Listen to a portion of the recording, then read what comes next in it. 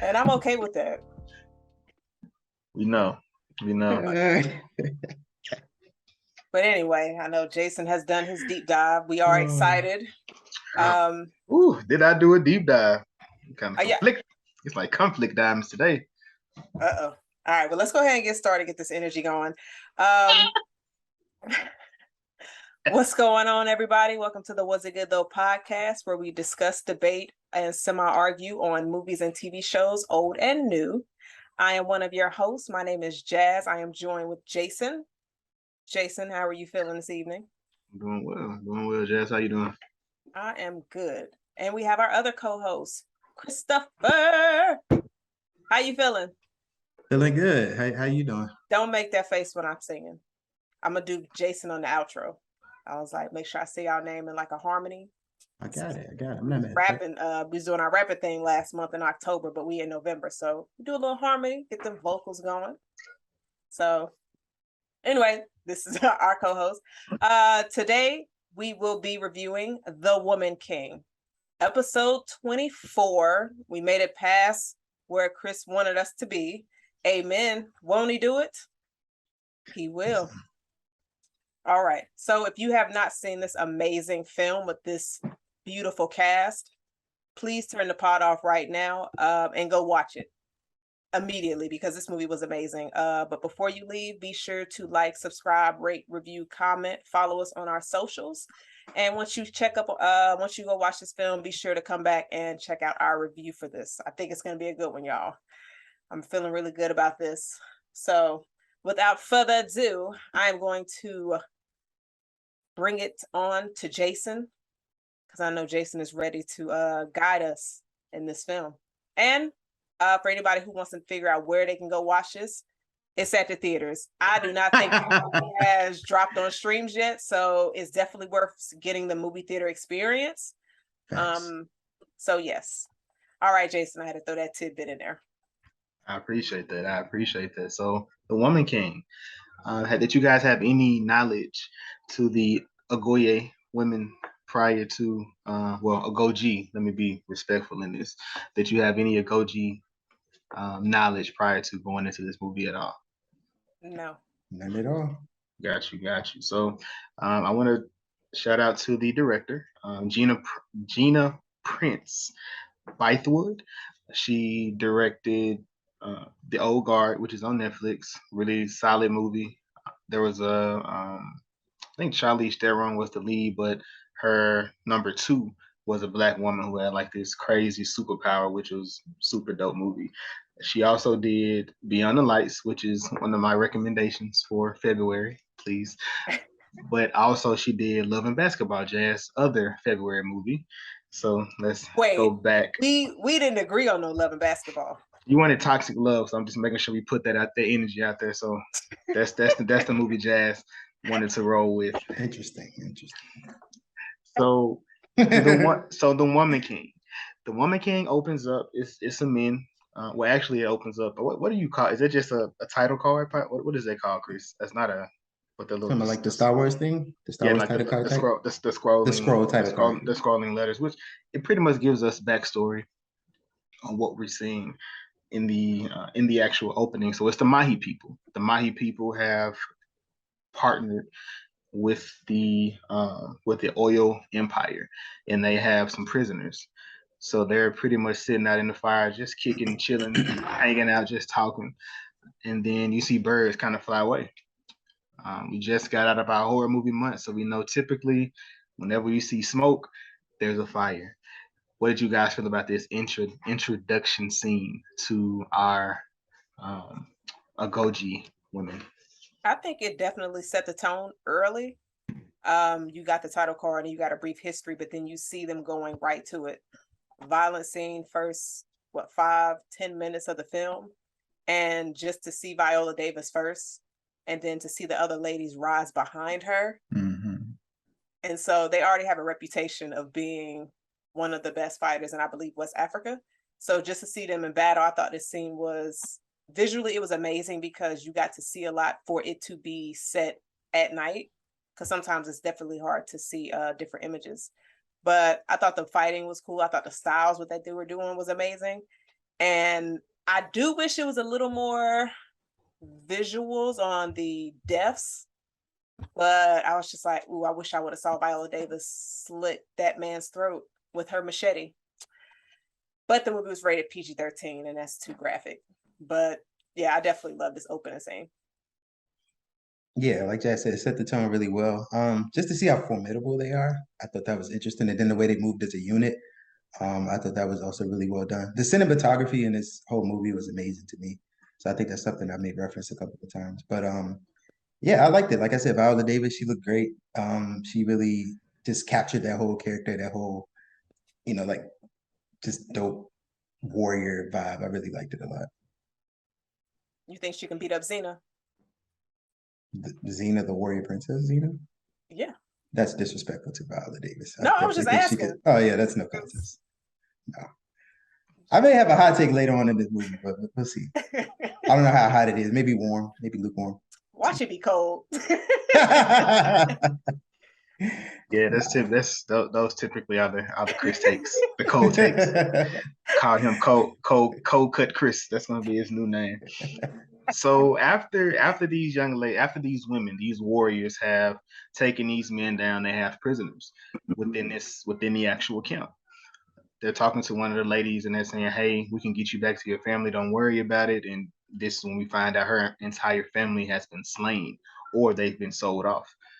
And typically within this situation, they will then bring them into their faction once they make it back to their actual homeland. As they're going back to the actual home, you hear the bell sounds, basically like celebration. Hey, we freed these prisoners. They're going back into their actual families. Everybody's hugging. You see all the people. They're in celebration, but they're also, I guess, it's a respect thing, so they can't really directly look at these actual women as they go in. And one of my favorites in the actual story, Agojie, she sees one of the little boys, and he's like, he's peeking through his hand, trying to see what they coming in. I mean, it's that's that. I feel like that's what most little boys or kids would actually do at that time. And she just walks up to him, and she was like super cool with and everything. So she kept. I feel like she honored what they were doing, but also she was just, she was a person, or she was super personable within that actual situation. And then Viola, she wants to speak with the king, because when they were at that camp, they seen the actual it was a horseshoe that was actually coming. Within after this actual scene, we get introduced to Nawi. What did you guys feel about Nawi? I thought Nawi was funny because Nawi's in town with one of her friends, and she hears a lady saying to her, tell your mother to come, I can make a dress. And Nawi's like, what dress you talking about? She was like, your wedding dress. And Nawi was like, I don't know what you talking about. I'm not getting married. And so her friend that she's with is telling her, oh, maybe you have a nice looking husband. And then it cuts to the scene. So, Kris, when you saw what her possible husband,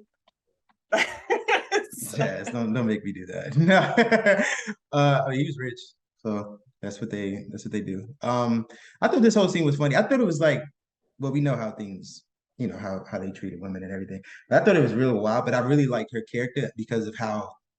I don't think independent is the word I want to use, and I don't know if rebellious is the word I want to use, but if you try to understand what I'm saying in between those, I like that. And it really, strong personality. Let's go with that. I think she had a really strong personality. She wasn't with the norm of how things are supposed to be.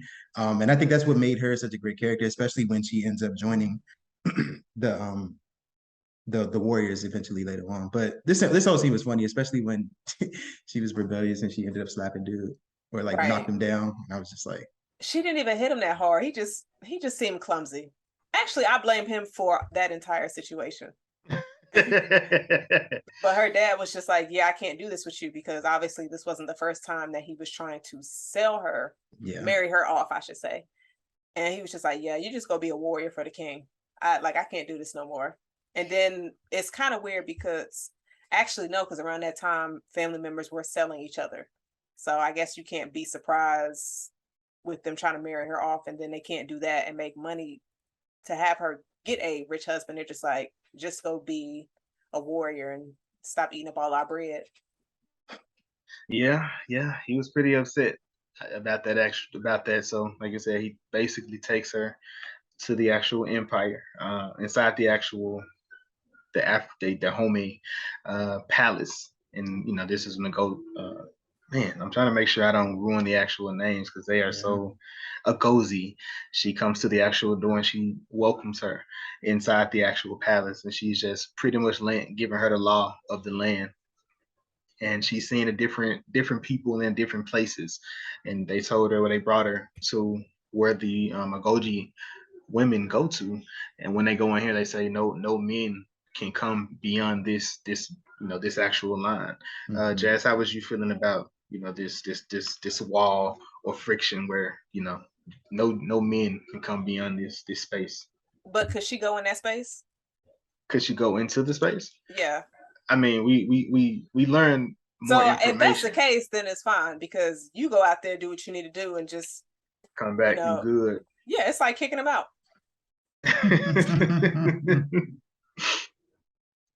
This when we get introduced to the actual Oyo Empire. They pull back up to where the Mahi people were looking for the prisoners that they were about to get ready to sell. And instead they find all the dead Mahi people, as well as one of the fallen Agojie people. Lady, she's laid down. She has one of the I think she said it's called a whoop. They put on top of them when they're in celebration of them. And it's like, do you guys see this? A woman has killed all of these men. We got to go over here with authority to make sure we get these people taken care of. And then we get introduced to King Ghezo. Kris, you said you were shocked that we had this gentleman. Want to take this? Well, your thoughts on the king? Yeah, I thought it was great. Like I said, I was shocked. I went into this semi-blind. I don't remember much of the trailer or things like that. I definitely didn't know that John Boyega was in the movie. So when I seen him, I was like, oh, that's dope. And then seeing him as the king, he's one of those actors who's like, he's very versatile. He's been in a lot of really good movies and TV shows as of late. So I thought adding him into this was just like a perfect casting. And I liked the way he was. He was authoritative yet sympathetic, and then you could see how he really felt about Viola Davis's character. He really was drawn to her, and then we realized why he was so drawn to her, because she pretty much helped him become king. So she was his favorite, call it a spade a spade. So I really liked his character overall throughout the whole movie. And I think we see a little bit of a conflict of how he rules later on in the film, because he's sort of stuck between, I don't know if he was like romantic feelings for Viola Davis or just like an admiration for her, but he was sort of stuck between that and how he's perceived as king toward his people. So I like that. I like that part of the film when we get to it, later on as well. How did y'all feel about all his wives? Because anytime John Bodega is doing any interviews, he always mentions that he loves Black women. And I was like, look at him in a movie with 7 of them. It was 7, I see what you're doing. And then you definitely see the discomfort one of his wives has for Viola's character. Yeah. But young Shantae. Yeah. That was funny because as he was walking towards his, his I guess his throne, or the room, and he ended up touching her hand like she was, like the one. And then he, Viola, so she just kind of like, whoa, what's good? Like, I thought it was me. So I thought that was really I thought that was dope. Nice little tidbit we saw there. Yeah, Shantae wasn't going for it at all. Like, what is it with her? Like, what is it about her? You see me, you see her. Like, what's up? She was a hater. I'm like, she probably had that thing where she's like, she's a warrior, rugged, like, and I'm just like, look at me, sort of thing. So, yeah. But then within this, the meeting of the minds, the counseling meeting, they're pretty much trying to see how they want to deal with the actual Oyo Empire. Previously, before King Ghezo had taken over, his brother was the leader. Did they explain what happened to him? I'm assuming he died. I would have to. I don't remember. I don't feel like I just know Viola Davis actually helped him get the throne. I don't know. It wasn't really much sense. Now within the movie, it does kind of explain the type of ruler he was. He didn't believe in the women being in power. He sold his own mother. We find that out later in the movie. Um, yeah, he just wasn't for the tradition. He was more so dealing with the whole slave trade movement. And within here, Viola, she pretty much was saying, we don't have to do this. We can go a different route within this, but it kind of foreshadows another scene within the movie because I didn't catch, when she's speaking, she was like, we can do The oils and the then the palm coal. oil. We can sell the palm oil instead of selling the actual people. We just have to do it a certain way. And then Right. the king said, you know what? I don't want to have to sell the people, but if you can make this make sense to me, we can definitely go your way. And then as they're leaving, then that's when everybody comes together, kind of pretty much going into Viola, like, we know you're saying something different within this situation, which, like I said, it does play out when she rose up onto the Oyo Empire, what she really was actually saying that she could actually sell. Mhm. Then we figure out, what these women they're actually, what they actually do. So I did have a question though. So so we have the king's wives, then we have the Agojie women within this situation, and and I guess it was just like, can y'all think of a time where black women didn't have to bring something to the table to be worth something? That's too much. Did you repeat that question? Can y'all think of a time? Because we're in 1700s of when a black woman didn't have to bring something to the table to be valuable, or is that only a luxury afforded to a white woman? I'll be If that's honest. if that's too much, if that's too much, I'll we just can. give it to Jazz if she has an answer. I don't have to think. Jason caught me off guard with this one. Cool. That's what I was looking for. I'll let you think on that. So,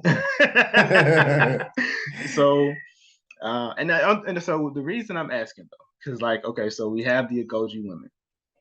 These women, they're warriors. They're proud. They don't take husbands. And the reason I'm going into it because we're about to go into who they are, what they are, and why. Within that, but then you go to the women in the actual palace.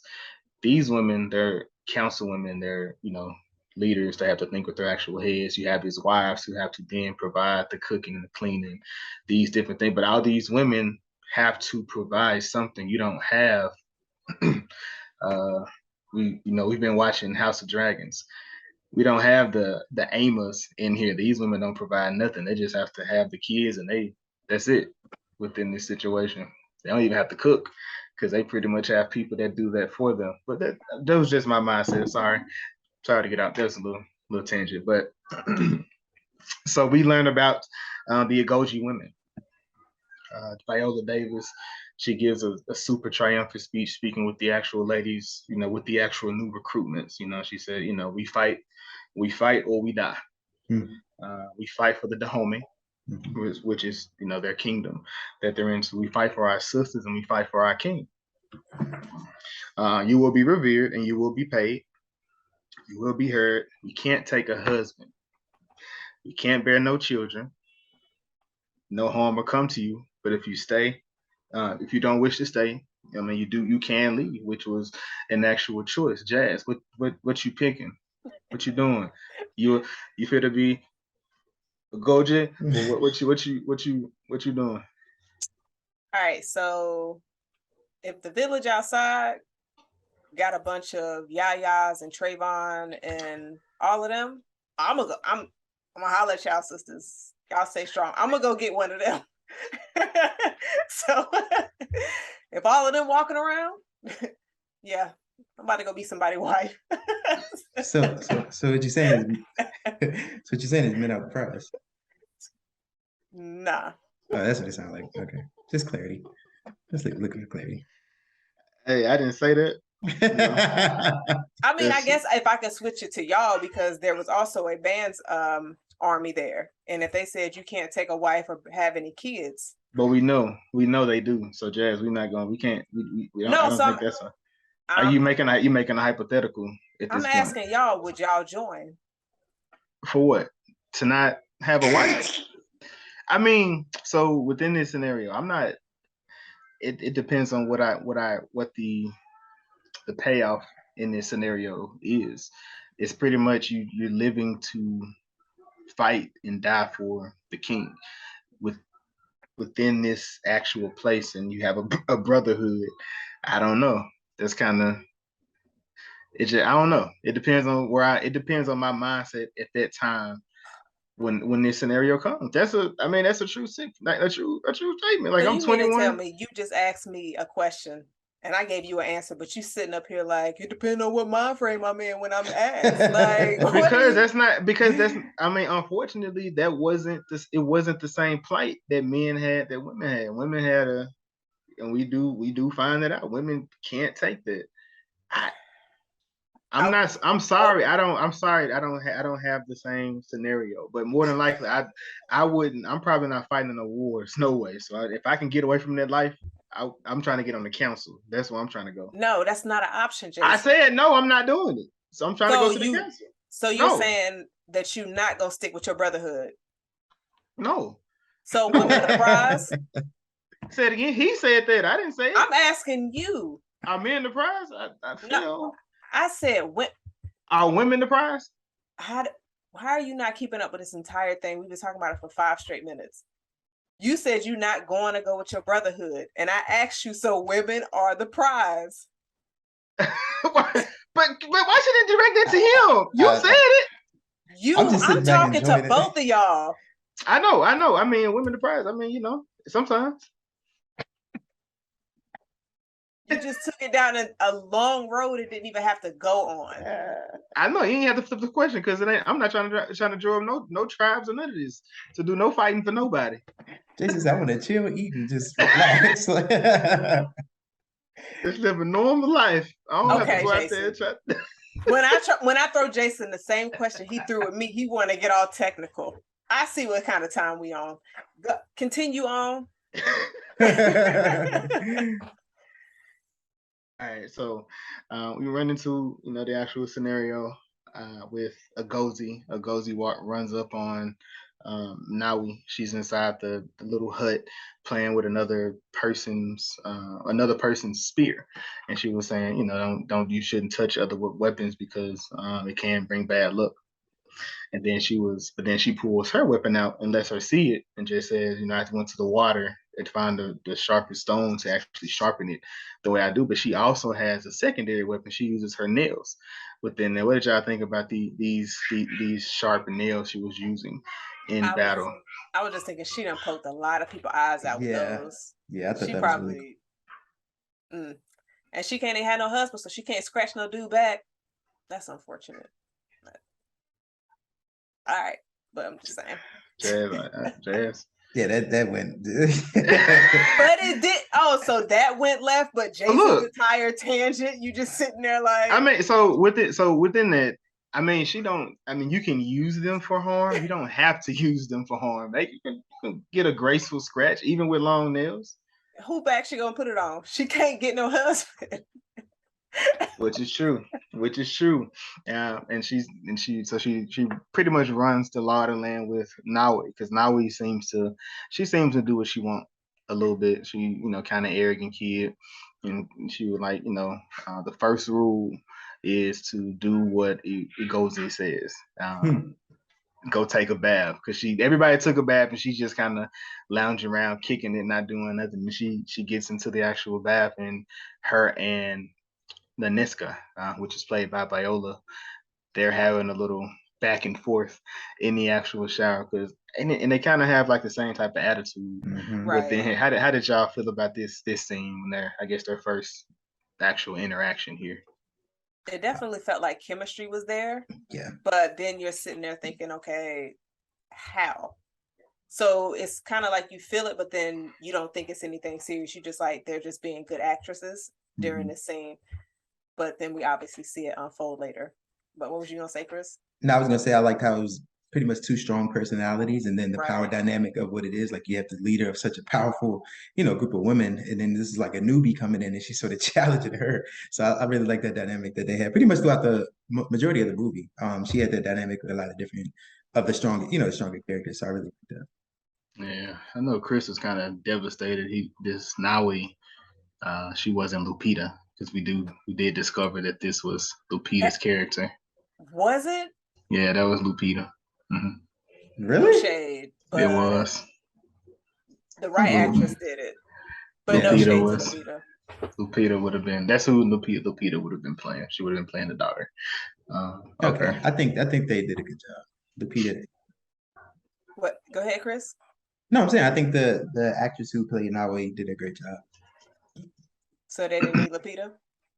I didn't say that. You said that. So you put it. I'm asking. No, that was a question. Just be respectful. That was a question. Be respectful. This is Lupita we talking about. I don't have legend. I don't look. It's a couple things off limits. You know that's one of them. So, really back in. Hey man, he took offense. Hey man, watch it. Because Jazz like to play, so watch it. Oh man, shout out Lupita. All right, so within this conversation between Nawi and Nanisca, they're going back. They're pretty much going. The banter is going back. Nanisca Viola calls her a child. Nawi, she calls her, just says she's like an old woman. Within that, and she was, it's all about skill. And we're gonna see what you have, when we get into this training. And as she's going to lay down, she's talking to two of the new inductees as well. And she asked them, why are they there? The one girl, she was the one that was in the Mai At the beginning. At the beginning, she's one of them, and she was like, family was killed. Part of my family was slain. The other part was sold away. I have nothing else. So this is why I stayed. And the other girl, she said she had no other family, and she'd much rather be the hunter than the prey, which was pretty much a nice callback to us doing the actual prey. Jason, are you reading my notes? Like, yeah, I have them like right now because they right here. Like I literally have this, and I'm sitting here like he better not mention prey, and here he go. Oh, when we did pray, and I'm like, you bastard. I know my father. But within the next scene, when they begin to go through their training, it's another little, well, more so further down the line, but they get their first weapon, a rope. What you guys have? How would you guys have fared with the rope? I gave you a rope and just said, hey, go try to defend yourself. How would you guys have handled that? Well, as we know from our prey episode, I can do traps and come up with really good ideas of how to survive. So I think my rope would have been really good. Kris, what about you? What about you, Kris? Hold on, wait, before you answer that, Kris. Jazz, were you ever a Girl Scout? No. Got you. Just wanted to ask. Kris? You gotta definitely be creative. Wait. Were you a Girl Scout? I'm gonna ignore that. You definitely gotta be creative. A Boy Scout? Was you selling that popcorn that mess up your teeth? Popcorn? The Boy Scout sold the popcorn. Yes, I've never seen a Boy Scout. I've never seen them on the corner selling popcorn. Jazz, what neighborhood did you grow up in? In Charlotte? Don't try to come from my city. Wait, the Boy Scouts didn't sell the caramel popcorn? I've never seen no Boy Scouts. I've never seen Boy Scouts. Yeah, like I bet they had some a lot of scandals in that. So wait, y'all didn't know there was a Boy Scout? I want to get to 30. Right, Jason going wild right now. I'm like, whoa. Yeah, let's get 30. Yeah. Oh man. But for real, y'all never heard the Boy Scouts before? I mean, I've heard of Boy Scout, but I typically only see them in TV and television, but I've never seen a Boy Scout troop. Oh, so you didn't know they'd be selling like pushing popcorn? You're showing your age. I'm gonna just say that. I was watching One. I was gonna say they were recently just in the news within the past 10 years, but I was watching Wonder Years, and that was like the 70s. So I know they had Boy Scouts then.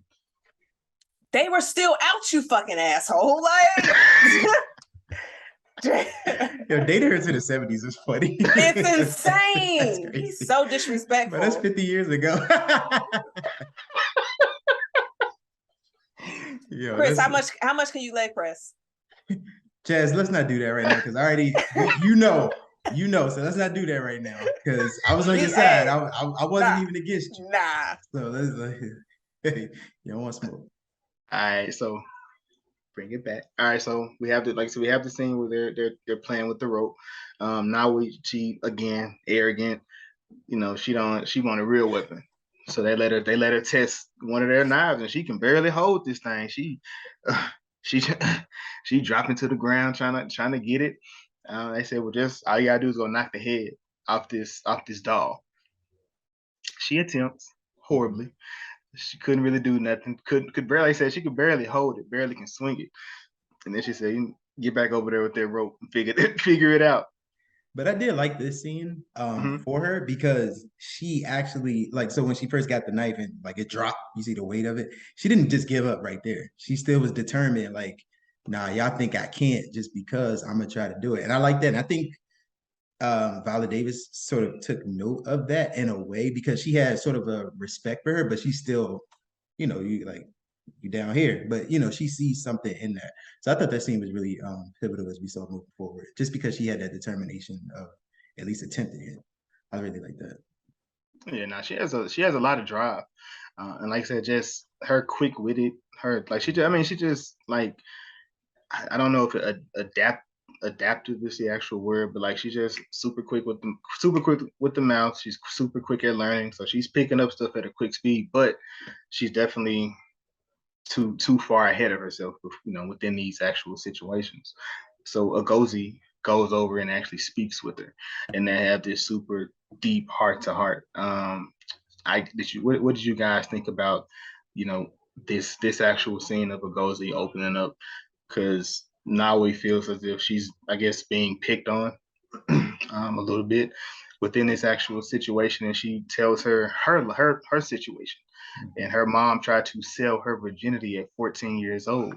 Selling her virginity, just imagine that. What do you guys think about this scene?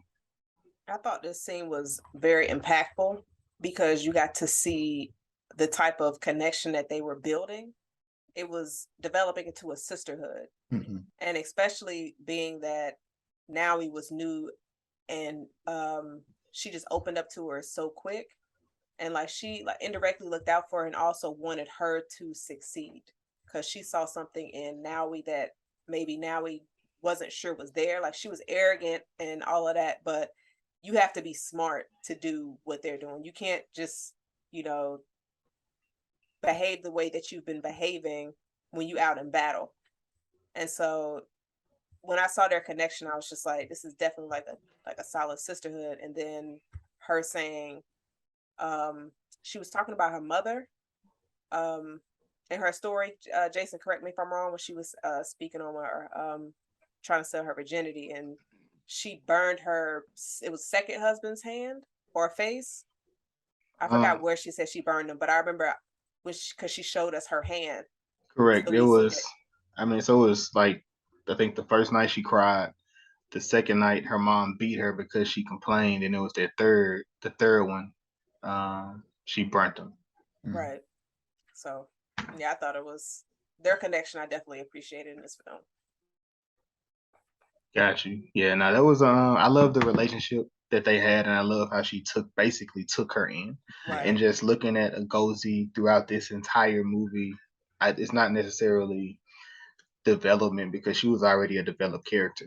Within this, she was pretty well established at this point, and you just seen her impact within the actual group, who she was, what she was to this actual team, or like you said, as a sisterhood.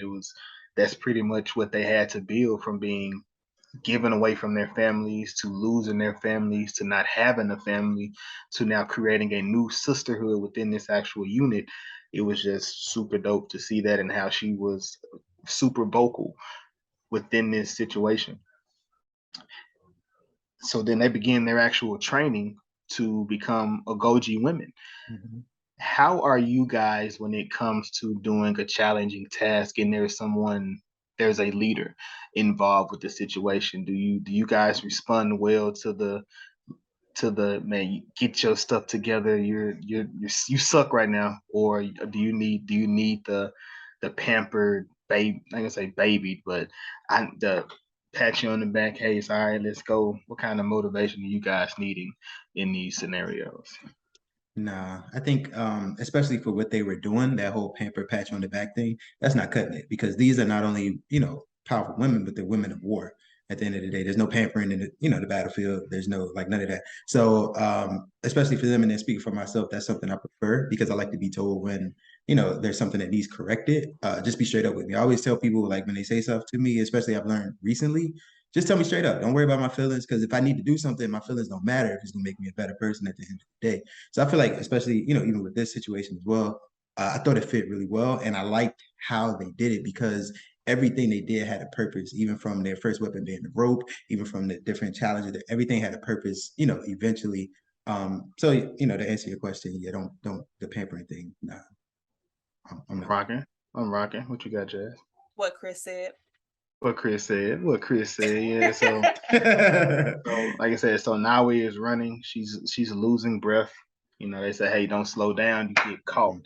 You get killed. You get captured. You're taken the other way. If you fall down, you need to get back up as quick as possible. You don't have time to sit down. And then we have like I said, this is the scene where we actually see who Agojie is within this actual tribe. Her and the gentleman of the men. I missed the name of the men group, but they're standing here. They got a spear in both of their shoulders, standing here. What did y'all think about this scene with the spear and everybody in the back cheering within this competition?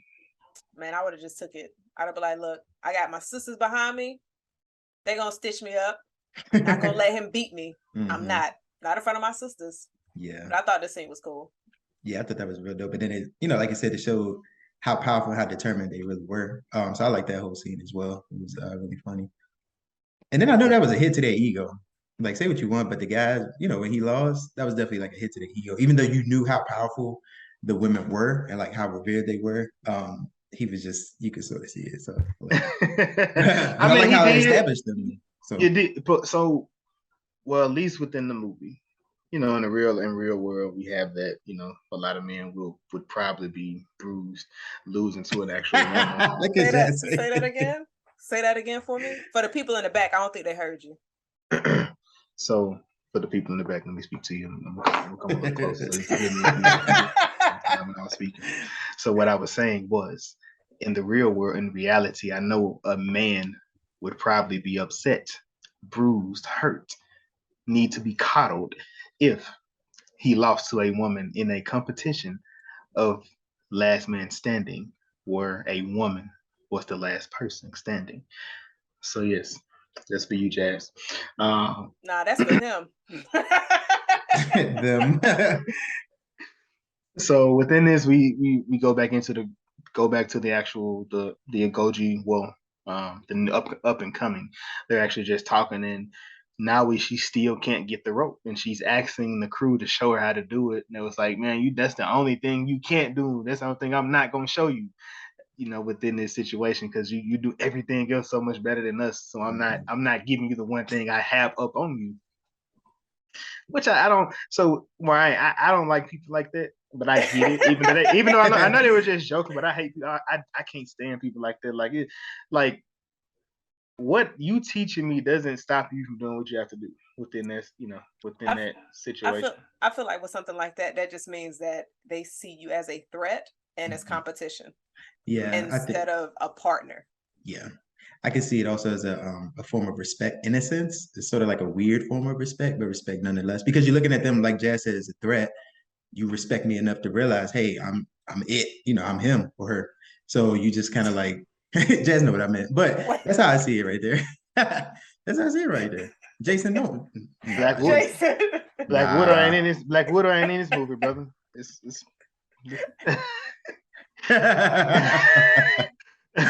Jason knew what I meant. Yeah, I got you. So we go to the next morning. They finally getting their knives. They're getting their knives so they can learn how to strike. They're striking to the actual dummy.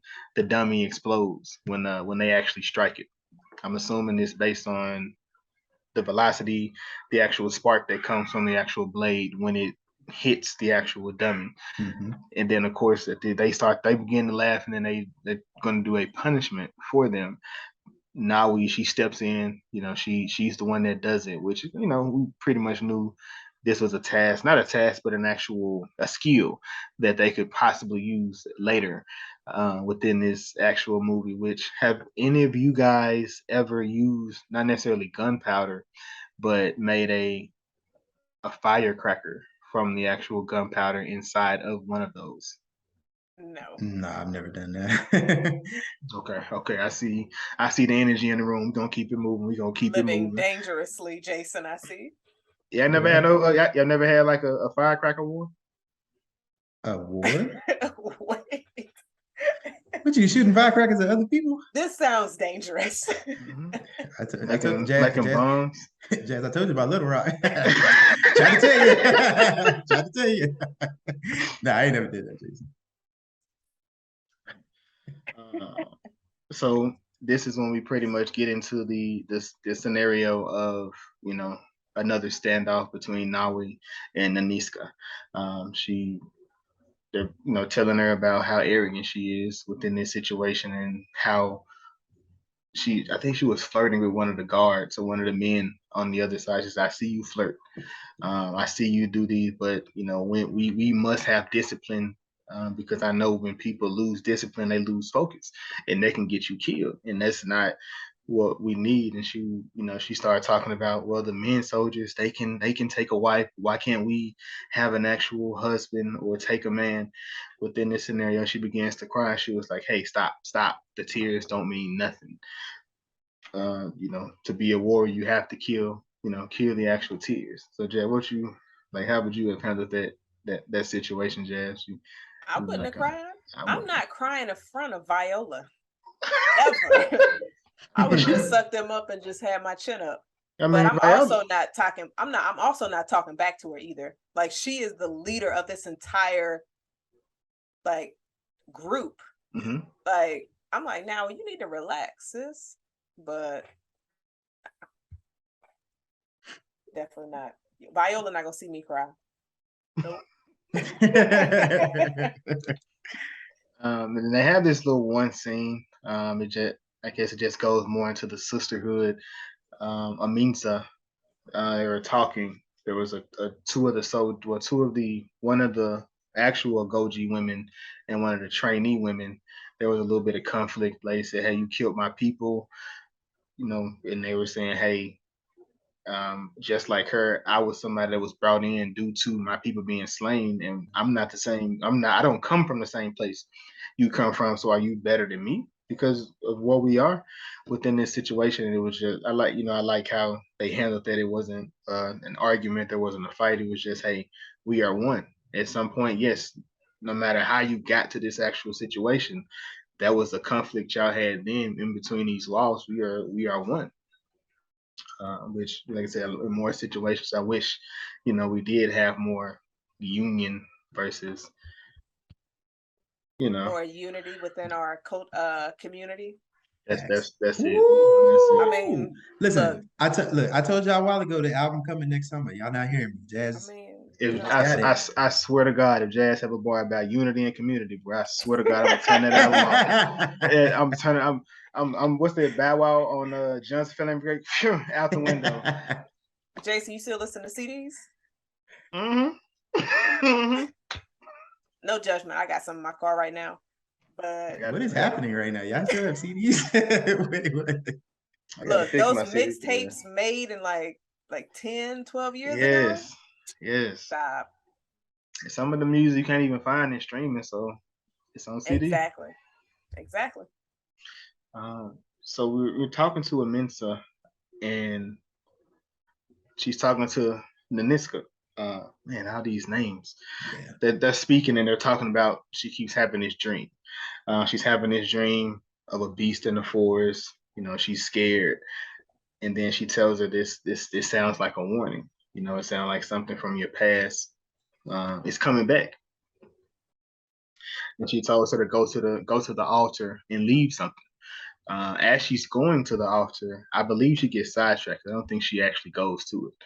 She gets sidetracked because she sees Nawi outside. She's training, going crazy. Like I said, she doesn't have her knife anymore, so she just has a stick beating on the actual thing, and she's like going into it. And choreography within this movie, like I was saying when I was making it and all the stuff they were doing, as they was training for the actual movie, man, they were really putting in work to make sure they can actually do it. Like that was crazy. Okay. Then we, like I said, so pretty much they wake up, they're outside, look like they're having a good old time, having their little traditions, dancing, and all the little stuff they're doing outside. And then the Oyo people, they pull up on horses at the Home Kingdom. What did you guys think about these guys pulling up on the horses at the actual the Home Empire? Bad news, man. Bad news. But you could tell they were a force. And I think, correct me if I'm wrong, and I hope I'm not getting too far ahead, but Viola made sort of a reaction when She the did. main guy pulled. Okay, when the main guy pulled his microphone. I think I don't want to misspeak, but I think I connected something with the dream and this guy. But yeah, so you don't. We It don't was see the dream was really addressing a lot of different things within. Okay. It was foreshadowing. Okay, yeah, because I know it was the main, thing, and then okay, cool. So yeah, but yeah, bad news coming up, and they sort of had an arrogance to them, when you see that too. So I was curious to see. Obviously, they were the antagonists of the film, but I was curious to see how that was gonna rock. Yeah, right. You got some, Jazz? And it was kind of. Did you guys catch when the king was walking up to him, and then Viola was still in the back because she's having these flashbacks of what happened, and he was just like, come on. And so she was real hesitant. And when we get those flashbacks, at the time when I first watched, I didn't think the flashbacks connected to that foreshadowing dream. I was just like, I knew immediately though what the flashbacks were, and I was just like, oh shit. Yeah. And so like she's looking at him, and then I don't know if I don't think he recognized her at all whatsoever. Even at the end, she was like, right. you don't know who I am, do you? Yeah. Which is crazy because obviously it was years prior, and for her to be able to remember his face. And then after that entire meeting, they said that the king didn't bring enough goods. And so didn't they ask for 20 of the warriors? It was more. I thought it was 40, but then they said actually you can pick 20. She said, yeah, they said 40, then he tried to bargain with 20 of the actual women. But were you still going, Jazz? I was going to tack on to something. Yeah, so what you were saying, it's one of those scenarios or situations, unfortunately, where people may not necessarily remember how they made you feel, but you're gonna always remember how somebody made you feel. So him doing, well, he raped her. I mean, it shows it. He rapes her. So him raping her, that was just a part of who he was. So I'm pretty sure she wasn't the first. She wasn't the last. That's just something that he was actually doing. So for her, of course, she's going to remember when she got captured, raped, beaten. That's never going to be something that she's going to forget. Even if she's beyond the hurt in that situation, that's going to be something that's going to weigh on her. And then, of course, seeing him again, that's a trigger. Yeah. Like you've become the strongest figure. You've put a person in power. You've put a person in position. You put yourself in position. But the one person that took your power within a scenario, that's where all that's going to come in. And kind of like what you were saying, Jazz, the king, he bargains within that situation. He's gonna give up 20 of the Agojie women. And then you see Nawi, her face is just like, oh my God, like I stepped into this, and then now I'm already getting taken away because of this actual situation. I was so scared during the scene in the movies. I was just like, wait a second. Yeah. Viola, sis, Queen Viola, no. Yeah. I was so scared for her. Yeah, it definitely, like I said, the tension within here definitely played out pretty well within this scene. And at this point, this is when Nanisca, she goes to that actual altar and she leaves what she was supposed to leave. Within that situation, and she was talking to a Mensa, and she was saying, you know, that dream, it's the gnats are finally true at this point. And then at this point, we get introduced to Jazz Bay on the beach. You want to talk about this beach scene? Malik.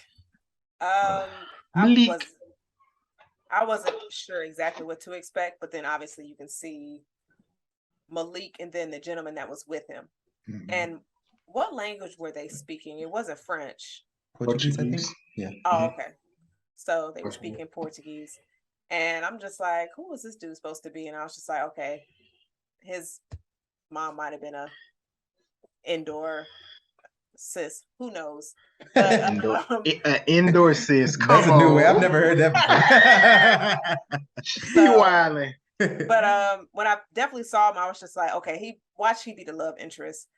But then also not sure if you can trust him because he's obviously coming with a colonizer. So either he's going to be someone that we can trust at the beginning and then betray us, or he's going to die for one of our warrior sisters.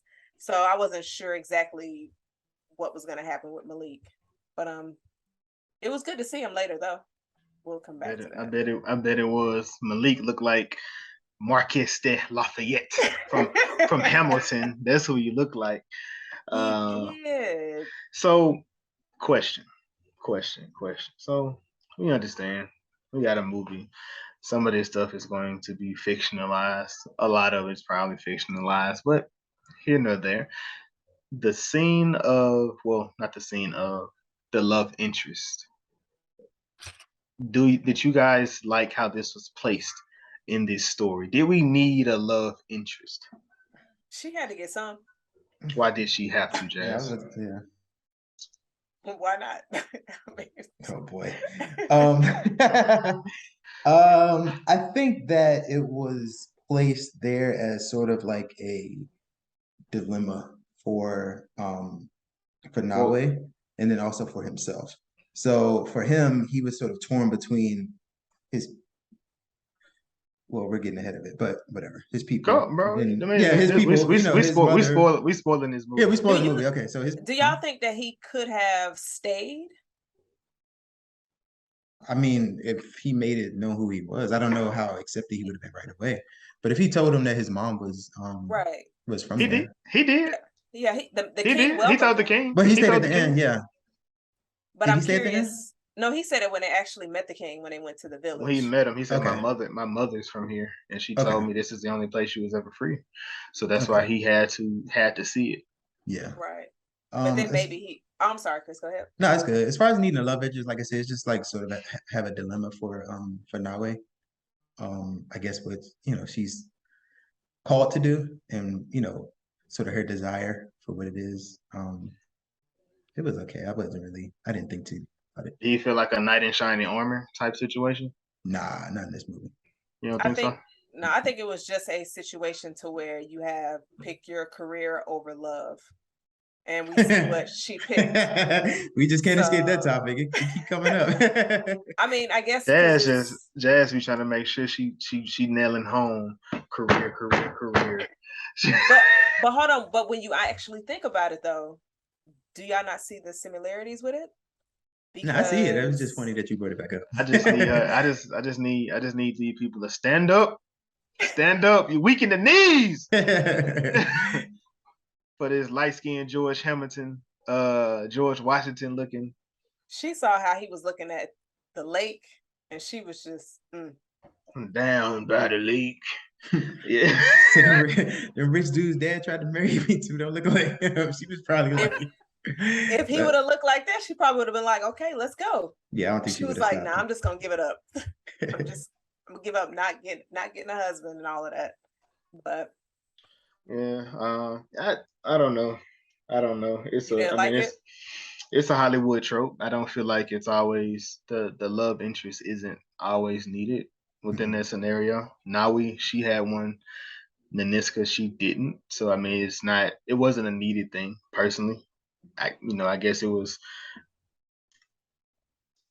I don't know. It didn't serve me. It served me no purpose within Do that you situation. think it was do you think they put that in there because you have a film of independent, strong women, and you had to give at least one of them a man to love, to where because they tried to throw that in there? I think the white lady just wanted to put a love interest in there for the people to have. I think that's it.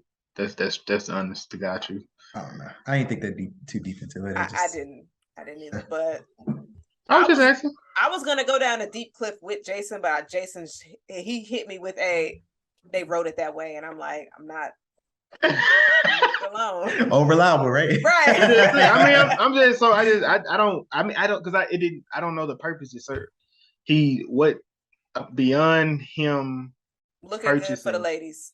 Oh. He purchased her to keep her from dying, within the end of it. But beyond that, and that's where I feel like it's just like the knight in shining armor type situation. Like, oh shit, let me use the power I do have to save her. And like damsel in distress, like these women were strong women. We didn't need her to be a damsel. She was, and I mean, she left on her own accord. I mean, at the end anyway. So that was just my thing. I would have much rather these women be able to handle this stuff on their own without a man. Fuck these niggas. I was trying not to curse. But that was right there. Nah, I'm here for it. Do you think as she was walking away, she thought in her head, "You whore"? What? That's harsh. He's no, because it makes me think of Ray Ray and how she treated Kris son. Was like, you talking about him? You think that's how he was thinking? No, that's how when she looked at him was like, yeah, I'm not going with you. Nah. I'm going with my sister. What's wrong with Jazz? She found that. I ain't get that. That's yeah. No, I just thought about that like right then when we were talking about it. But all right, Jason, let's get back on track. I'm back. So within his actual scene, of course, he goes into the Oyo Empire. This is what they were doing. He was with slavers. He technically wasn't a slaver, I guess. And as he's here, the Agojie women, they bring tributes. They're basically bringing everything they were supposed to bring that was lacking in the previous, when the Oyo came to actually pick it up. And they're actually speaking to him. And in this scenario, they throw out some heads in this situation. What did y'all think of this stance of, forget y'all, we doing what we moving how we want to move? How did y'all feel about this stance? I thought it was dope. And then in hindsight, looking back when they were choosing, who they wanted to go with them.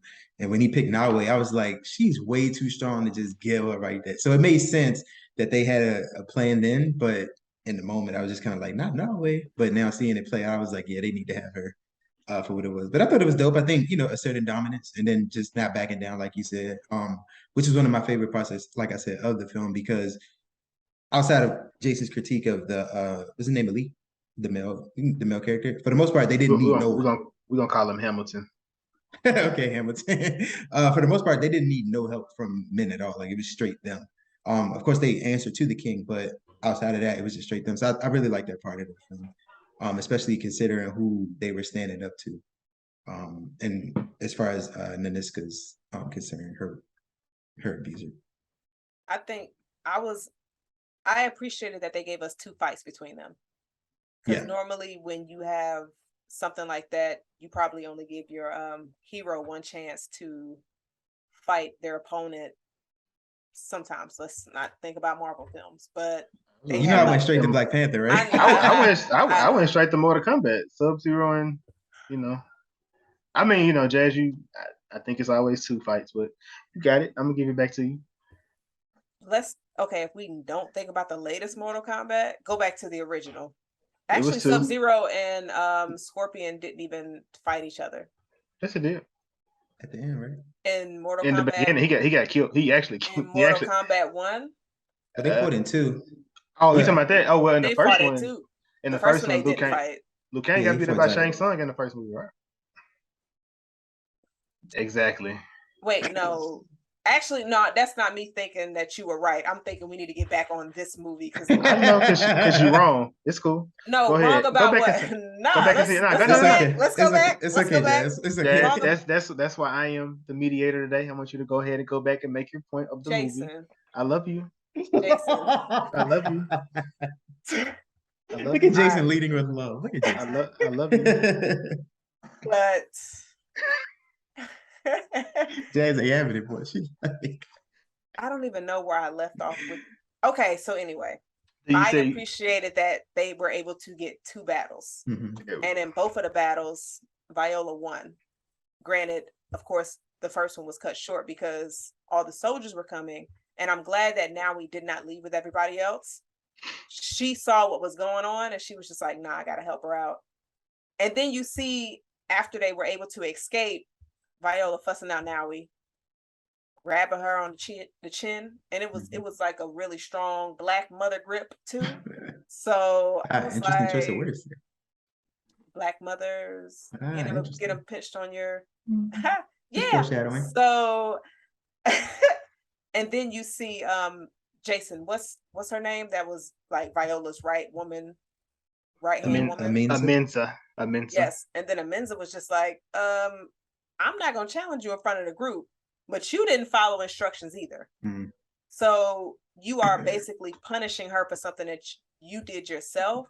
But we see that happens a lot, and I'll come back to when we see that again, where this scenes connect.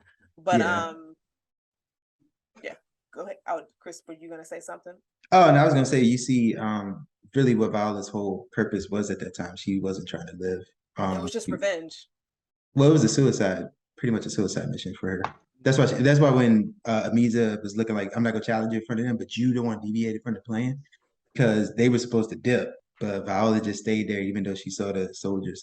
And it was weird to see her in that sense because she was still strong, but it was almost like she was giving up because it was a suicide mission for herself. So I thought that was I thought she was just more so not thinking about if she would die, but more so she's going to kill him. Yeah, so that's pretty her much life what it didn't was. even matter. She was like, Yeah. regardless, I'm going to make sure he's dead. And when you're fueled by that hatred, that anger, that revenge, don't you know what I mean?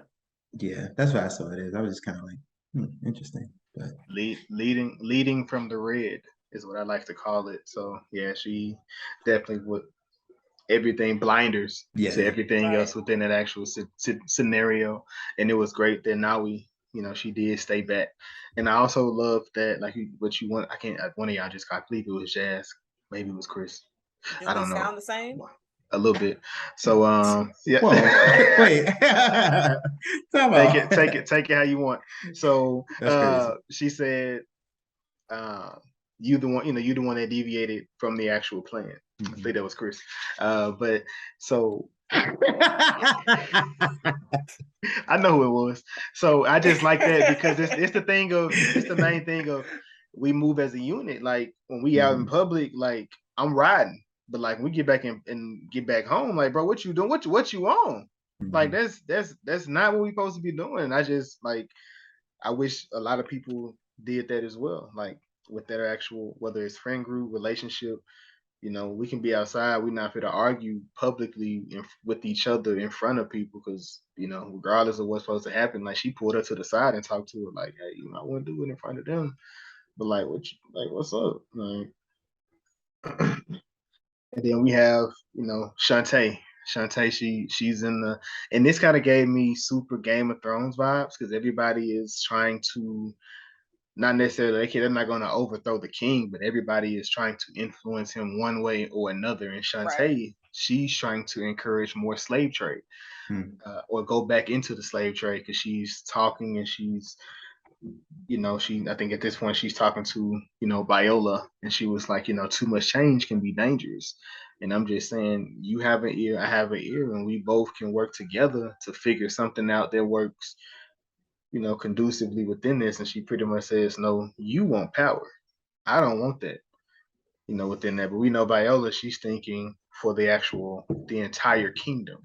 Shantae, I feel like she's looking at status within her situation. Yeah, so after Shantae and Nanisca have a conversation, she begins to have a conversation with King Ghezo. This is Nanisca, of course. She goes and shows him how the palm oil situation would work, and how if they were to harvest more of it, it would be a new resource that they can actually use for the actual tribe. But at this point, we know because of the heads that they have thrown, now they not have to, but they have now declared a war with the Oyo Empire. Mm-hmm. And she pretty much tells him, hey, let's not be an empire who sells its people, but it loves its people. White man immorality has been brought into our actual land, and we need to go a different route. So then we have the new conflict between the Oyo Empire and the slavers. They're pretty much, Oba is the leader of the Oyo Empire. He's telling them about, well, he's not telling them about his conflict, but the white guy, whatever his name was, I have it somewhere. He's telling him about his conflict that he's having at sea. And then Oyo talks about that. He says, but you have a conflict dealing with, this actual tribe. And he was like, that's not my business. That's not my business. But neither one of them is going to conflict with the business that you and I have, with each other. So they pretty much, he tells Malik, hey, if you want to go see the Dahomey, we need to make that move now before it's none left of the actual people. So they begin to go that way. And then we see, these white men in cots as they go on. The black people are carrying them. But Malik, still being half black, he's having to walk. Well, I don't know if he's choosing to walk or, whatever happens there. But of course, I guess ironic, they're in the forest at the same exact time. He's out here bathing. How you feeling now, Jazz? What you mean? With Malik bathing in the water. Malik, I mean, he work out. I wonder if he got like a Planet Fitness membership, or like just like, I don't know. But he's very I can see why Nami risked it to say that. So. What I say earlier, Jason?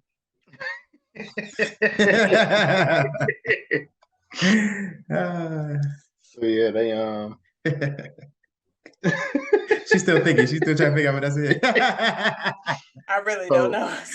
So this is when Malik and Nawi, they actually have a conversation.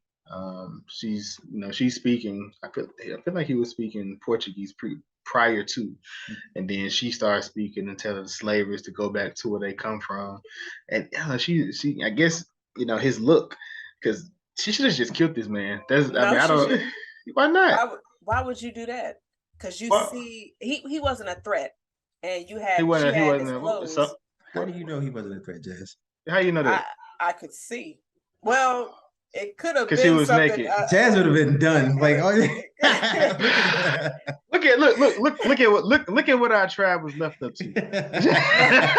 Jason, you are the same person that said you would leave your tribe if the predator came. So you the same person that said you should have killed Otto Hightower. So why not kill this slaver?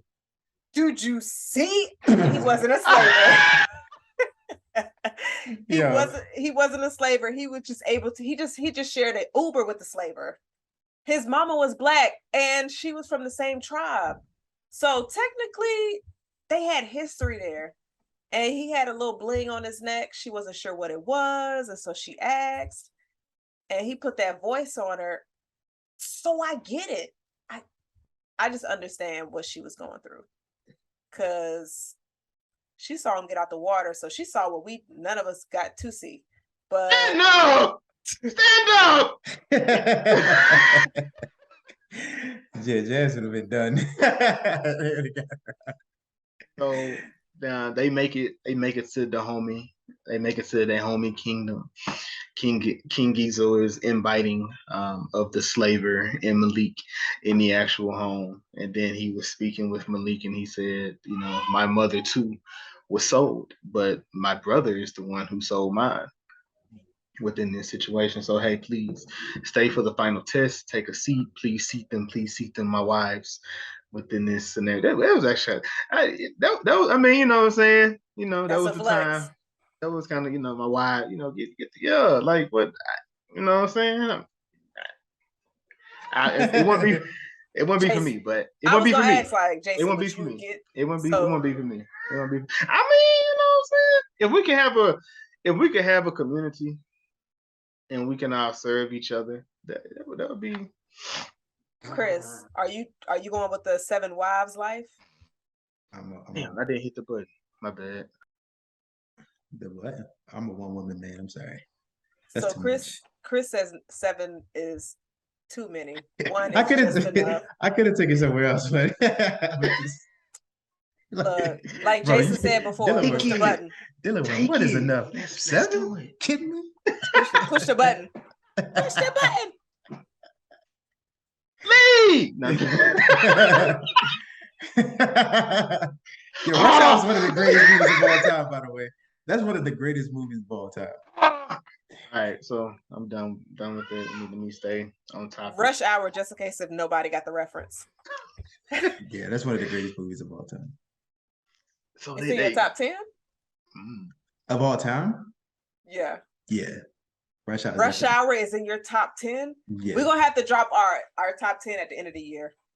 That can be of all time? Yes, Kris, if Rush Hour is not in your top 10. We're doing top 10. What top? Okay, so before I go back into this, top 10 comedies or movies?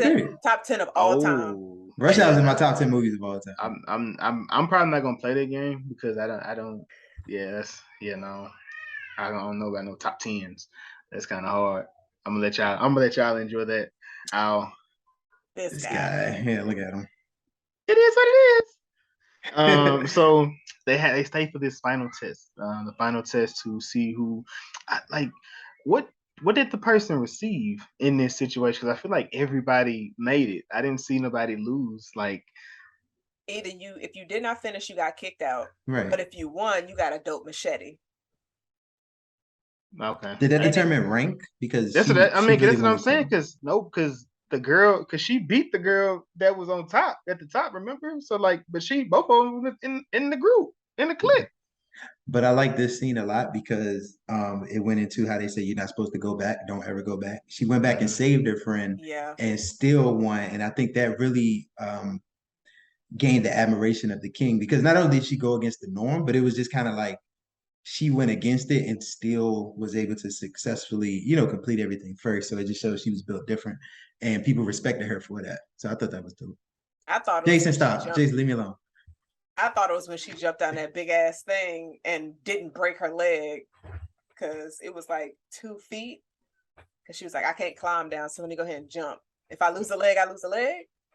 Man, she was determined to win. She was like, man, bump it. Yeah. But the conversation that followed up was super big. What did y'all think about this conversation between Nawi and Nanisca? She said,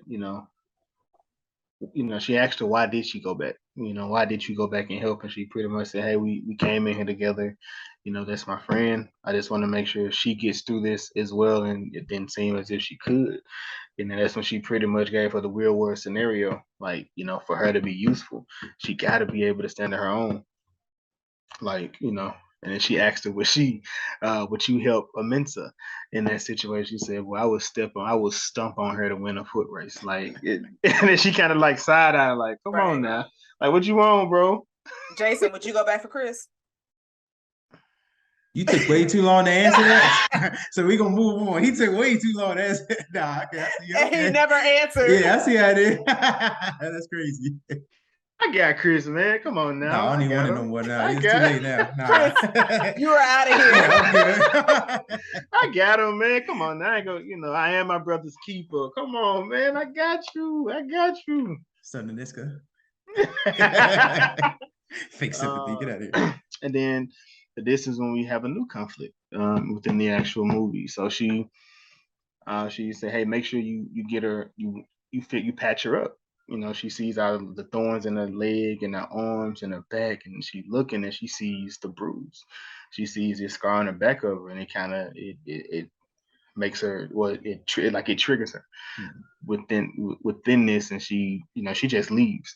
She walks off, and then Amensa is like, what's going on? And she said, tell, where is it? She was like, man, where is what? She was like, well, you know what I mean, where is it? And what did y'all think about this scene here? I thought this. Oh, go ahead, Kris. Sorry, no, go ahead, Jeff. I'm sorry. I was gonna say, I think this scene definitely opened up continued a new plot course for the film that we weren't sure what was going to come from it, because it definitely linked back to that scene of her having flashbacks of her being raped, and then prior to that was when she had her dream, and then we see she was asking Nawi prior to her asking where it is. She said she found out Nawi was a foster. She was just like, Nawi mentioned like my foster father told me that this was like the devil's mark. She's like, you was a foster kid? And she was just like, yeah. So that triggered it, and then she saw that cut or that scar on her arm. And we come to find out during her flashback of her being raped, she had she became impregnated. Right. Yeah. Kris, that's wild for you to use those terms. You just sounded so medically correct.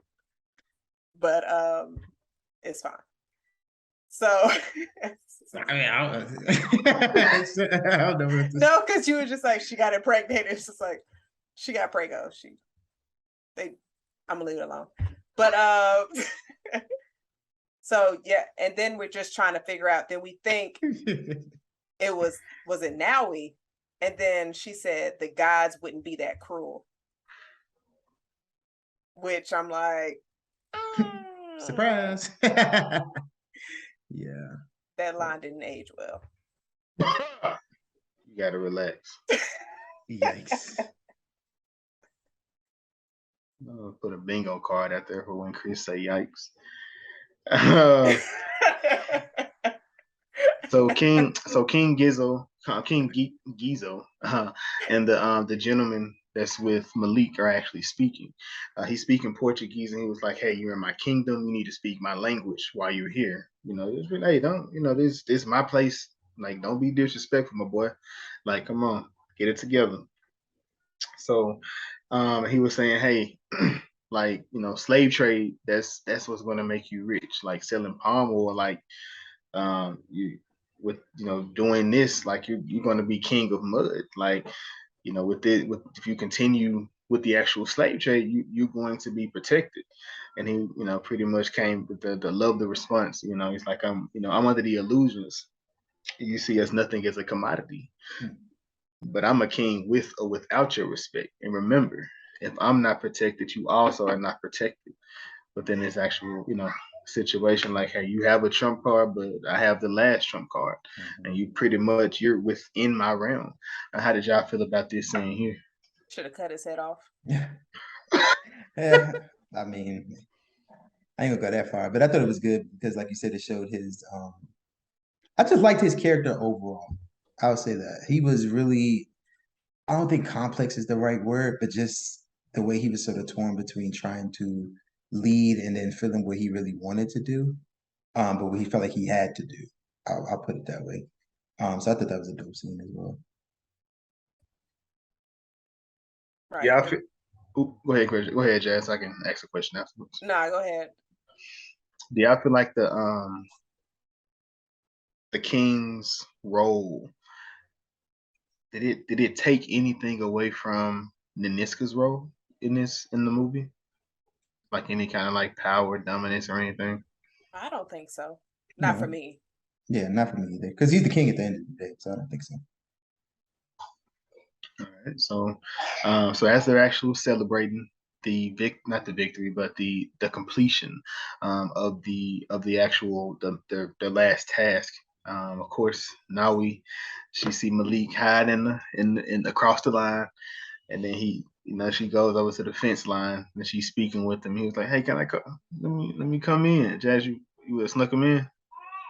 No, I'm not gonna betray my sisters like that. I'm just gonna go outside.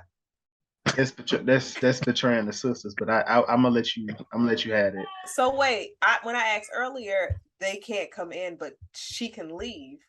No, that's no. Oh, so it's like the same. So she can leave. She can leave, but it's still betraying the sister. That's the oath is no man, no child. Wait. Oh boy. Jazz will find a way, ain't she? But the loophole though, like it's Jazz looking like, hey, it's in there somewhere. Look, I'm like, let me try this door. Let me try this door. The power of the deed. It's powerful, man, because I'm sitting here like, but wait. Actually. Hey, what I say, Jason? I'm just saying. It's been confirmed and reconfirmed. So, you know. Oh, man. All right. So she said, unfortunately, you can't come in here. He said, how about later tonight? She was like, no, I have my blood oath later. So I'm like, would that have scared you off, Kris? When she said she had to do her blood oath, would you be like, you know what? I'm good. You know, like with. Nah, he know who they were. He know what he was getting into. So, Kris, you wouldn't have been turned off by the blood oath? Nah. Jason, what about you? Is she linked up with you behind the oak tree with a little cut on her lip? Well, I'm mad at that. They're elite soldiers. Like, come on. Like, some things is just. This is what I don't understand. Jason said he's scared of a blood oath, but he would get with the 800-year-old red woman from Game of Thrones. Like, make it make sense. You put money on the table too. It wasn't just I'm with the 800-year-old woman. It wasn't that much money. It was like it was 10,000. That ain't enough. But anyway, blood oath. 10K ain't enough. Just with the blood oath, just to be with the blood oath, you don't get nothing with that. But possibly, what love? I don't. And you can't even. Love ain't worth $10,000. You're not even supposed to be in love. Love is a powerful thing. You can be in love. You just can't have a husband or a kid. You can have both of those things without a husband and a kid. I'm just saying. I'm sure it's a bunch of people out there that's in love with somebody else that they do not have a kid with or married to. So. They will be with someone else as well. Let me see. Hold on. And then I believe that Malik was like, come holler at me in the DMs. And later on, yeah. So he was just like, just whenever you free, holler at me next summer. Whenever, wherever, like let's just do it. That was when the album dropped, Kris, next summer. Because that was a bar that I just dropped. All right, okay, so okay, Jason, continue. Yeah. So, Jason got lost in his notes. No, I didn't. I'm looking at them right here, Jazz. Relax. I got this. Everything's under control. I'm allowing you to lose control over your sisters for this light skin brother. Eminem lyrics? No, I would never. Thank you. I would never. That may have been a song, but never. So after the blood oath, she's with Agojie. She looked like she's oiling her scalp. When they're down here braiding their hair, oiling their scalp, and she said, "I see that Brazil man waved at you." Oh, she got all the hoes. I mean, it's the same person. No, she was flirting with somebody earlier too. She keep getting caught. She don't. Hey, look, she ain't tripping. And she said she would show her because she asked her, "Do you have feelings for him?" She was like, "I don't know. I've never had them or know what they were if I did have them." Mm-hmm. And she was, basically telling, "Hey, you're too powerful to give your power away, Jazz." You know, love makes you love makes you weak. We have to figure out, we have to survive in our own way. And then she pretty much she goes out with Malik. They're speaking and talk. She gave her all those bars and she still went to go beat him. Hey, look, she wasn't messed up over there. So she went out. She went out with them. And then as she's with them, they're actually talking, and he pretty much tells her, "Hey, the Oyo tribe, they're coming. They're coming to come. They're coming to fight y'all, and they're gonna take over. But they're partnering with a lot of the other tribes to do this, so it won't just be them by their actual self." And then at this point, this is when she said, "Hey, I gotta go. I need to go back and tell my people." And then she gives him her whoop. The little whooping, which it stands for courage and strength at this point. And he said, "I have nothing to give." Jazz, what were you going to take at this point? The knife, just like she did. Yeah, I'm not mad at that. I'm not gonna admit to anything else. So there's nothing else on the table you would have taken? I'm just curious. I'm not admitting to taking anything. But So if it's offered up, we know her heart. We know her heart. Jason, what? You open.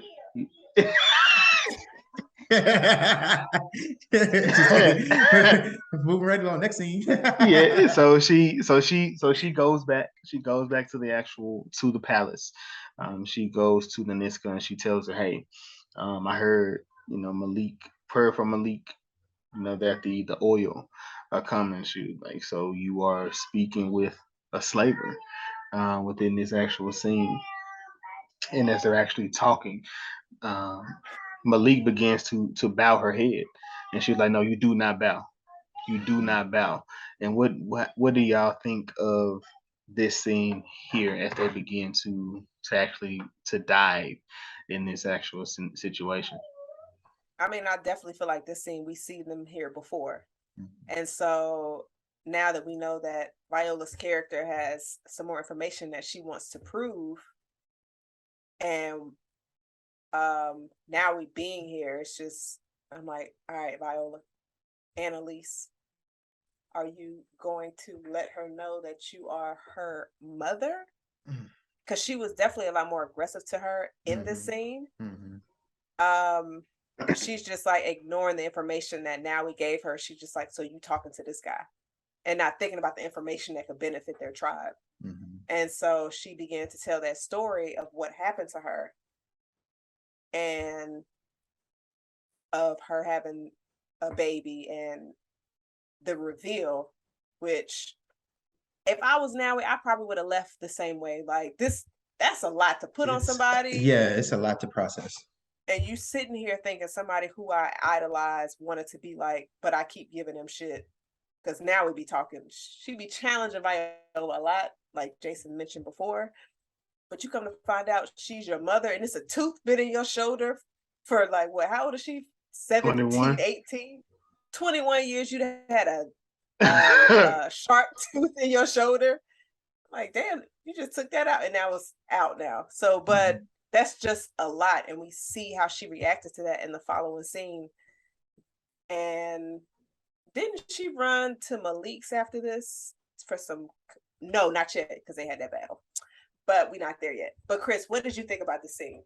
I thought it was dope and it explained a lot based off of her personality. And then Jazz mentioned earlier their chemistry. So it's coming full circle pretty much why they had that chemistry or why they had those similarities and such a strong personality. That's her mom's. So I thought it was dope. And I thought it was a cool moment of vulnerability from Nanisca because she's been such a strong character the entire movie outside of her first encounter. We saw a little bit of hesitation when the Oyo tribe, first rolled up, but she's been such a strong character. So for her to have that vulnerability with her, I thought that was a nice touch as well. And then just the added dynamic of, who she is as a daughter and how she reacted and moved forward. It just all made sense at that point. Yeah. So then, within this scenario here. They're pretty much looking over where the Oyo tribe is, what they're doing, what's going on, and she goes back to the trick that Nawi did to them earlier in the actual movie, where she set the bomb and she said, "Hey, we just need enough gunpowder. We can set something off a different type of way." And then we have the ambush of the Agojie women ambushing the actual Oyo and their actual people. What did y'all think about this new or second? This is second battle scene here. I was scared. I was scared for Agojie, Captain Marvel.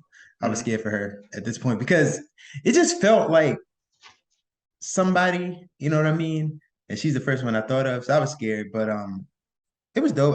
One thing I'm surprised about that this movie was rated PG-13 because it was pretty brutal. So when I found out it was PG-13, I was sort of surprised. But yeah, I thought the scene was dope. Like I said, the cinematography was great, the choreography, all that stuff. It was a cool scene. I definitely appreciated the fighting styles and the fact that the ladies were working together. Yeah. And then also it was another prey callback because you see Nawi is using her knife and she has that like a rope around it. Yeah. And so when I saw that, I was just like, oh, okay, nice little prey callback. And so just seeing how she was utilizing that in the battle, working with her sisters, I thought the scene was amazing. And then of course you had some casualties that were taken during this fight. RIP to the OGs. Amen to them, sisters. And so I'm sorry, go ahead. Relax. But then you start to see them retreat. So let me ask y'all this. If you were in a battle and your side is winning and you start to see the other side retreat, are you going to stop fighting? Because me, when I was looking at it, I was just like, if somebody from the other side was running past me to run away, I'm going to still stab them. Like, I'm not going to let you try to go home and regroup and then come after me next week. I'm getting you out of here. You gone. Because I don't know. No, I'm gonna let you take down as many as possible. Exactly. Yeah, no, they should have been knocking them off, and I mean we see why, because at this point a lot of their people was getting captured. Nawi being one of them, Agojie being another. Both of them have been caught within the actual battle. The ladies, the Agojie, they go back to the Agojie. They go back to their actual palace, to the homie palace, and King Ghezo, he chooses Nanisca. I'm assuming this. So I didn't really understand what it was that she was trying to get, and I tried to catch it, like 2 or 3, but I just could not catch what it was that they were going to what she was going to receive, but it definitely upset Shantae because she felt like she was deserving of whatever the tribute was supposed to be. And then at this point, this is where we have the first conflict, or conversation between Nanisca and King Ghezo, because she's saying, "Hey, we have some people that was captured. I want to go back to save them." And he was like, "No, we've won." And he's like, pretty much, I think you believe you're confusing my admiration for weakness, and like, I'm your king, and I need you by my side, and you're gonna take this honor that I bestow you. What did y'all think about this scene here? I was like, John, you need to relax. You've been on my good side. Like, I've been rooting for you this entire movie, but you talking at the side of your neck, King. He's the king. Nah. What you mean? He got to put his foot down. Kris, he can go sit in his chair. I'm about to go get my kid that I just found out was my kid 2 days ago. Y'all, I'm just gonna do it myself. But I'm just sitting here like, she's not gonna listen to you. She about to go handle her own business. Like, which is also one of the things to where you can see why that is one of their rules to not bear children. Because of the position that you will have to put yourself in. So I think a lot of the callbacks of things that they said for you not to do, we saw a few of them actually doing it. And then we saw the outcome that was taken from it. But But the scene of where you see Viola actually running to go get Nawi and then the other ladies that were taken, you start to see the army behind her. Mhm. I don't know about y'all. I teared up a few times during this film. That was one of them because I was just like, that's what I'm talking about. That's that unity. Jazz And was then like, I know. I was like, my people. But I thought this scene was amazing. Yeah. Like, so. So, kind of like what you're saying, where, they're pretty much marching back to rescue the people in the midst of this as it's happening or the ongoing of it. Because I don't know how far this is. They don't have horses. They just doing straight everything on legs. So like that's crazy. Let's say to about me. 7 hours. It took me about 7 hours. So they're heading that way to go rescue, attempt to go rescue. In the midst of this, Agojie and Nawi are inside the actual. They've been captured. They've been caught. It's not necessarily due to her arrogance, but she never thought she would be in this predicament. Mhm. So that when here, Agojie looks like she's been defeated. She's given up. Her arm is broken, and then she has Nawi. I feel if it's broken, the only thing you can do is re-break it, right? Like there's no in between in that I think, within that. yeah, the way it was broken, they had to she broke it back in place pretty much. So, and that scene was tough to watch because she had to do it and she couldn't scream because she couldn't let them know that, her arm was broken. It was, showed a weakness. But I liked Nawe. Again, we talked about her being very similar to Viola Davis's Nanisca. We talked about their similarities and how she took on leadership in that point because the whole film, Agojie was pretty much, the one telling her what to do and had that whole thing. But then you see Nawe coming into her own, which is very ironic. It was after the reveal of that being her mom. We saw that point in how she just pretty much encouraged her, like, don't give up. We still, gonna get out of this. So I really like that portion of the film a lot. And I still was a little bit nervous for her character, but it was dope. You had every right to be. I mean, Agojie dies here. So Gee, thanks. Just like that. Look at Jason. Oh, you wanted me to. But that was such an emotional moment in the film. Oh, you wanted. Okay, got you. Okay, we're gonna boys in the hood, Ricky. And then hold on, let me go. We ain't gotta do this. Rewind. So the ladies have concocted a plan. Of what they're going to do the next morning. They're going to be put on the auction to be sold. As they're on the actual auction, of course, Nawi's boyfriend, he's flipping out. He sees her on the block, like, hey, what's going on? Like they're not supposed to be on this actual thing. Like, what are y'all doing? And as this commotion is happening, they put their plan into action. They begin to take the guns, they dearm the people, they begin to kill the people, and they're trying to run. As they're running within this, Nawi gets caught again at this point. And Agojie, pretty much the entire movie, they've been telling people to stop, don't turn around, just go, don't turn around, don't just go. Her emotions have been caught up in this situation. She turns around to save Nawi and she gets shot in the back twice. As she gets shot, I guess the man who's holding Nawi allows her to then go free, and then she grabs. She goes and holds Agojie as she tells her something as she's dying, and then she gives her last breath. Jazz. How would you have handled this if you were Nawi? And me personally, Jasmine, like, take me too.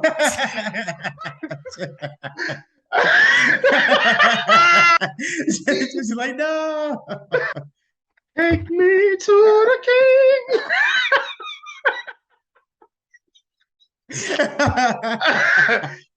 Because me, I would have been like Frankie on Set It Off. I would have been looking at Vivica like, damn, they shot her.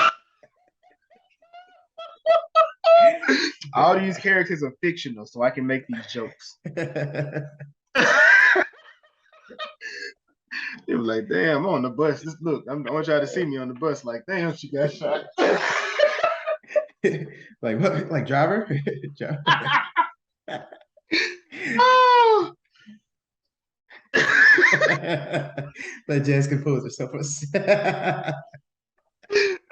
It must be some truth to that because you crack Like, it Yeah. up. RP. RP No to lie though, this might be the first time I was in tears from laughing on this podcast. Yeah. hey, I was gonna just zoom past this, but y'all wanted me to give it to y'all the way it actually happened. She deserved more than a Zoom pass, man. That was I teared up. I ain't go front. I teared up. Oh, look at y'all! I know Jakar did. I was looking like she gonna like maybe, yeah. But not. But I told y'all like this scene, it was spoiled for me, so I knew she was going to die because I saw somebody put it on Twitter, and I was just like, "You bastards!" And I was hoping that I would forget.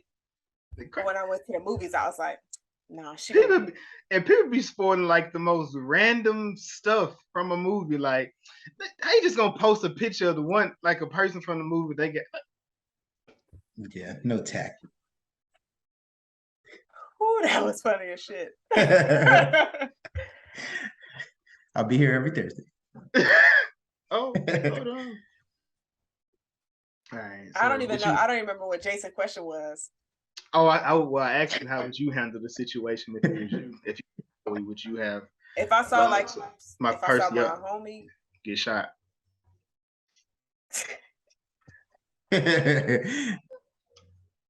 I mean, I'm a run and cry at the same time, but I don't know. Damn. Would y'all have gone back though? Frankie set it off. Vivica Fox, standoff on the bus. I'm out. Like there wouldn't have been I've been like, he let me go because she got shot out of there. Yeah, we know what type of person Nawi was though, so I'm not surprised she went back. Yeah, she was emotional. I mean, she was caught. She didn't go back. She was just caught. Like right. It was. I'm not talking about Nawi. I'm talking about if y'all were. Oh, I was referring to if I was her, I would have definitely did. I would have definitely did. Kris, would you have continued running or would you have gone back? I think I would have kept running. I'm no use dead, so. Now it's. I mean.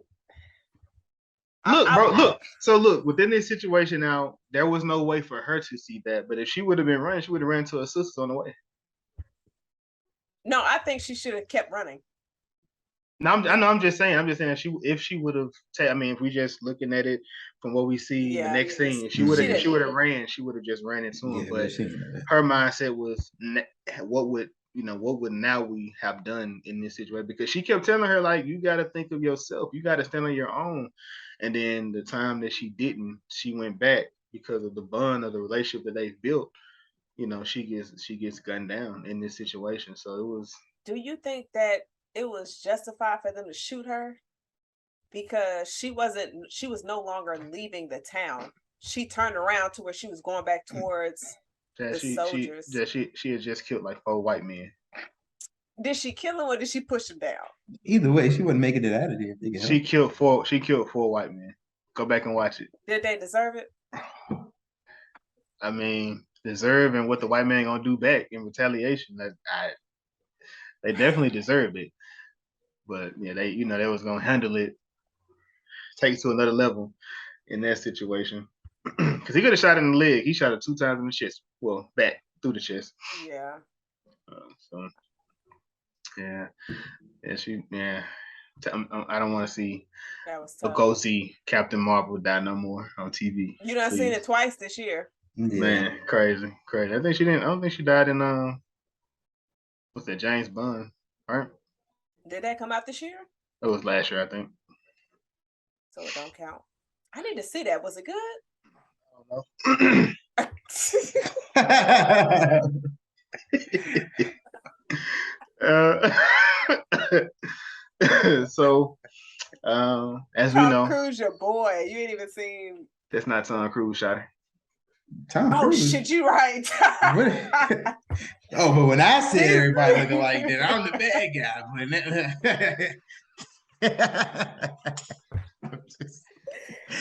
So Daniel Craig. Daniel Craig. correct. So Nanisca, she, as you said, Jazz, she chose to disobey the king. They're running toward the Oyo camp, and when she gets there, she sees the actual prisoners in the actual cage, and the one uh, um ooh, crap, Agojie that's inside the actual camp. She said, Nawi was sold, and then that got sold on the off the actual table, which we know Malik bought her to free her from that actual situation. And then she told her that Agojie was actually murdered, and she said, "Okay, we're gonna kill everybody here, and we're gonna burn everything to the ground." Which there was nothing else to do within that situation. So it was dope to see how they went about this. The whole triumphant free the prisoners out the actual cage. They burn. Is it the slave table? What is it? What's the proper It's term like for the that? auction Auction block. Auction Yeah. block, yeah. They burn the actual auction block. Then the Mensa is going through, just slashing through as she's walking through the actual thing, going crazy. And she throws her spear in somebody's chest, and then she takes the chains and she's just beating the white guy, just beating him. I And love the scene for the simple fact that when you have movies like this, you rarely see where the Black characters are actually bringing violence to the colonizers, to the white people in power. So you're seeing that a lot in this film. And like they was beating their ass, like they was killing them, they was bringing, it just showed a lot of empowerment. And I feel like we don't have enough movies that display that. So I definitely appreciated that we saw that in this film. yeah, it was dope. And I mean, there's a few films that that do show, that I must say, yeah, Django. Django is definitely one that showed, the black guy going in on the white people, just all throughout the film, from the whipping to the blowing up to the killing. So I definitely appreciated this part in the actual film. And then we have our final showdown between Nanisca and Oba. What you think about this scene here, Jazz? I thought it was good. We got our second fight between them. He cheated though when he threw that sand in her eyes. I was like, You didn't say that last week. What? You didn't say that when we was watching House of the Dragon. They threw sand in Aegon and Aemon's face. They didn't say they cheated. It was 4-on-1.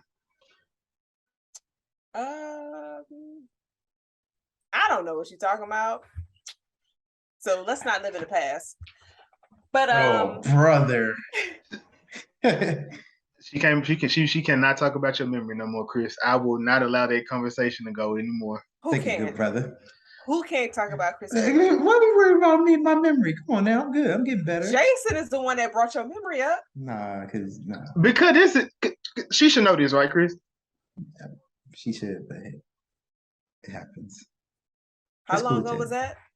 I know it was like a month ago. Didn't House of the Dragons? We watch a lot of stuff, so Jason, you need to relax. That's all I'm gonna say. We do a movie and TV show pod. You want me to remember something from a month ago? Stop. When it's dealing with dragons or the Game of Thrones, I expect you to remember it like it's your own name. Nah, they change characters every 2 episodes, and they jump 20 years each one. But you know who stayed the same? Kris Stone. He did. He stayed through thick and thin. He's been the same person. Now, during the battle of Oba and Nanisca, we go into the room and we see Nawi and Malik in the actual room. You know, she thought he was treating her like a slave, and he gave her a key and said, "Hey, you can go in and out whenever you want to. That's your choice. I just brought you in here to try to protect you as long as I can, you know, within this situation." And then she, you know, she sees the commotion going outside, and she begins to get clothes on to go out there. What you Jason, gonna hold say, on. Jazz? Because we're not going to bypass the fact that he gave her a whole bath. He definitely did. Kris, why are you rolling your eyes? I You thought that just really, scene yeah. was, I mean, because he did. He was washing her hand because she had just lost a sister. So he was washing that blood off of her hands. He was being extremely helpful because, I mean, this man washing your hands, he give you a good bath, sis, and you was giving him that eye like 12 hours ago. So then we go to the battle, and then we come back to see she ain't got no clothes on. His shirt is off. So I guess it's safe to assume what happened after that bath. Is that safe, fellas? I'm not gonna dispute it. I wouldn't dispute it. I wouldn't dispute it. I mean, You know. so she, you know. And he gave her some new clothes.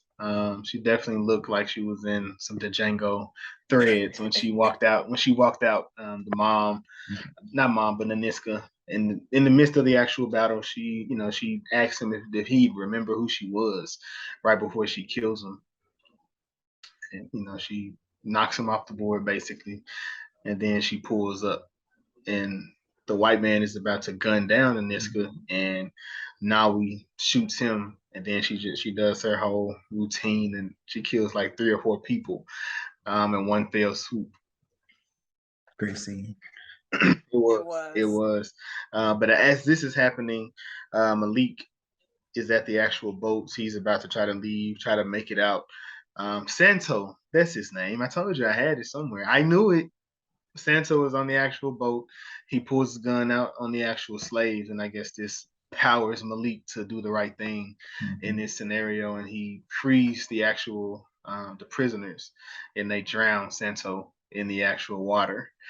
They drown him, and they burn. Of course, they burn the rest of the town down where the Oyo Empire is, and then of course, as Jazz said, Malik and Malik and Nawi, they see each other, and I guess the mom acknowledges, all right, whatever it is, what it is. It's not my place to speak or try to step in between whatever is going on here. They do a nice little nod and go their separate ways, and you know, this time they stand triumphant inside of the Dahomey kingdom. And how did y'all feel about them this scene here of her disobeying, coming out standing tall within this scenario, and then being named the Woman King? Yep, I liked it a lot, especially like I said with King Ghezo. Am I saying it correct? John Boyega. Ghezo. Yeah, John Boyega. I really like that because it showed, which we saw pretty much the whole show, but his respect for Nanisca. And I liked it as well because she was pretty much accepting, you know, whatever punishment he got for her.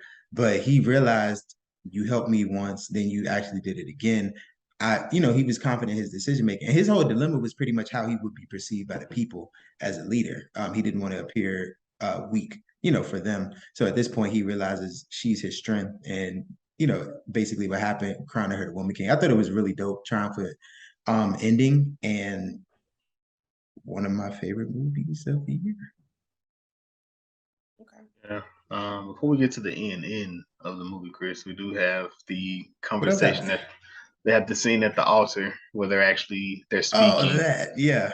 Yeah. Oh my God. The acknowledgement of being raped and being the child of rape. Yeah. Yeah. It was big acknowledgement there, sir. So yeah. Nanisca and is at the actual well, she's at the altar, as well as Nawi is at the actual altar. Nawi is there first. She's given water or something, and she was like, "That's not what she wants," and she drops a bottle of whiskey. You know, it's funny that something like that has been passed on and on. You know, even now, so people, you know, pour liquor on the graves. Have y'all ever done that before? Yes. Yeah, my grandmother. I never met her, but my dad used to do it, and I used to wonder why. Like, what is that? So, yeah. And then she pretty much she apologizes to her mom. I'm saying, I understand this man brought you so much pain, so I only can imagine what me, what I do in this scenario. But then she turns back around and apologizes to her for not being strong enough to be able to keep and try to raise her as her own within that going through that actual time. What did you think about this, Jazz? I thought this scene was very heavy because for Nawi to even go to her and say, I'm sorry that he put you through that pain. I'm sorry that you had to deal with that. I'm sorry that you're still carrying that load. And her hearing all of that, not from the person that brought her that pain, from her daughter. Mm-hmm. Like, I thought that scene was extremely heavy. And it was very touching. I was just like, damn. And there's just a connection between the two actresses was amazing because it seemed so genuine. It seemed so organic. I think they did an amazing job. Another scene where I teared up because I was just like, I was like, shit. Yeah. So I wasn't expecting this movie to be as heavy as it was. Mm-hmm. But yeah, it was.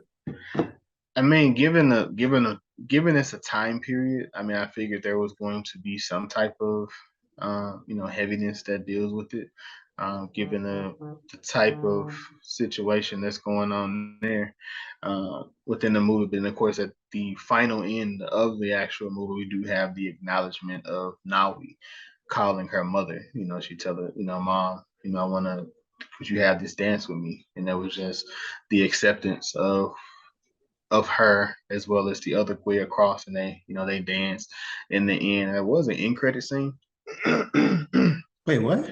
Yeah, Kris, brother, get your Googles together. There was the end credit scene of Amensa. She's at the altar doing some more prayers. Oh yeah, I did see that. At the end of the actual movie. So now the importance of this actual piece, I'm not really sure, but I'm pretty sure it probably goes along with some of the spiritual beliefs and spirituals and beliefs of the actual tribe of the Dahomey people. So, but that was the Woman King. So was it good though? Absolutely. Hands Amazing. down. Amazing. Solid film. Can finally all agree again. It was good. Why you look like that, Jason? I looked at Kris. Nah, the way he said solid film was just, Any ledges for you, beautiful ladies and gentlemen? I wish it was more gore, but it wasn't needed. Like, because when Viola, like I said earlier, was cutting throats, I want to see the blood splash on her face of like the dude she just killed. So I'm not mad at that. Like I said, I'm surprised it was PG-13. It wasn't R because it seemed brutal, but like Jazz, the way she just described that sounds like a R-rated film. So, but I don't really have any legends. Now, I thought it was a really, really good film. It touched on a lot of emotion, as Jazz said again. I wasn't expecting some of that stuff to be as heavy as it was. Me going in blind, I really didn't know what that much to expect as far as storyline and everything, but I thought it hit all the marks for a really dope timepiece and just action movie and everything as well. I thought it was really good. Yeah. I have a few legends for the actual movie. One, I need you white writers to watch you some white movies. Like, leave this black stuff alone. So we do have, like I said, the movie was written by two white women. I I don't know. I don't know how y'all feel about white people writing black stories, but they typically they go into it, this flipped, this remixed, this done completely different from how it's supposed to have been done. It's just a personal, again, it's personal feeling within that. It's ledge one. Ledge 2, I didn't really need the love connection within the movie. It didn't hit for me personally. Look, Malik hit for a lot of people. You just want Malik to hit you. Option 3 in this is, like I said, I guess the conflict of who the homie really were. There's a lot of different conflict, but I'm not a historian. I did hit my dad up to speak with him about it, but he hasn't been able to get back to me just so I could actually to really check it, because back in the 1700s, around this time, a lot of that history is in Africa. There's no real way to check it, but like a lot of the stuff, there is a lot of conflict between who they really were, and allegedly in the movie, Viola was, well, of course, all these characters are fictional besides the king. Everybody else is fake. They're not real. You can't research these people. You can't look them up, but the king is a real person. And allegedly, he was one of the largest slave traders during that actual time. So they were actually trading off their people. I mean, this is alleged. Like I said, that they're supposedly the history that comes from that is coming from the British within that. So you have to take everything with a grain of salt within this story. But because it's white woman written, but a black woman directed, within that, I really don't know. So within that, leave these black stories to black people. Those are my ledges within there.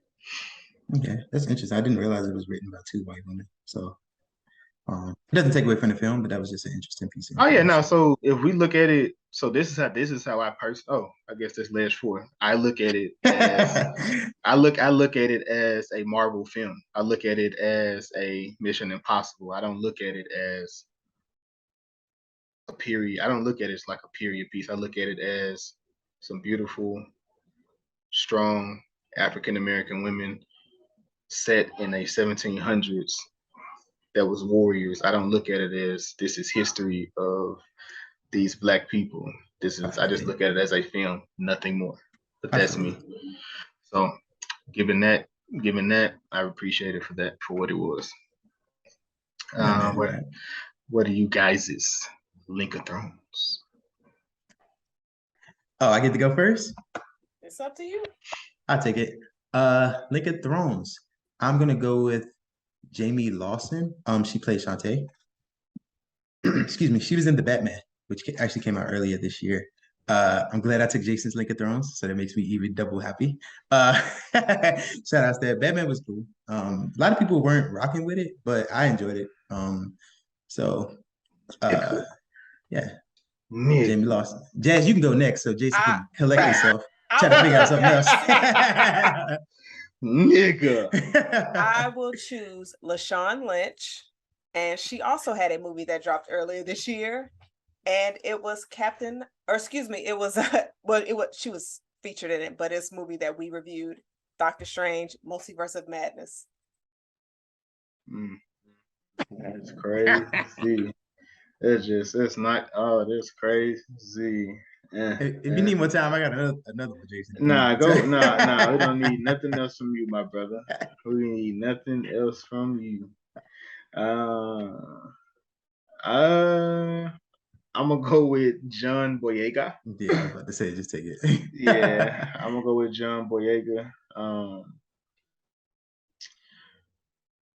Detroit. I'm gonna go with Detroit. Movie that came out in 2017. Definitely racial issues rampant, heavy in there. That movie was good. That full on trigger. I was gonna say Breaking, but I haven't seen that, so I can't recommend something. I don't recommend something I haven't seen. Not saying that's what Link of Thrones is, just saying what I won't do. That's it.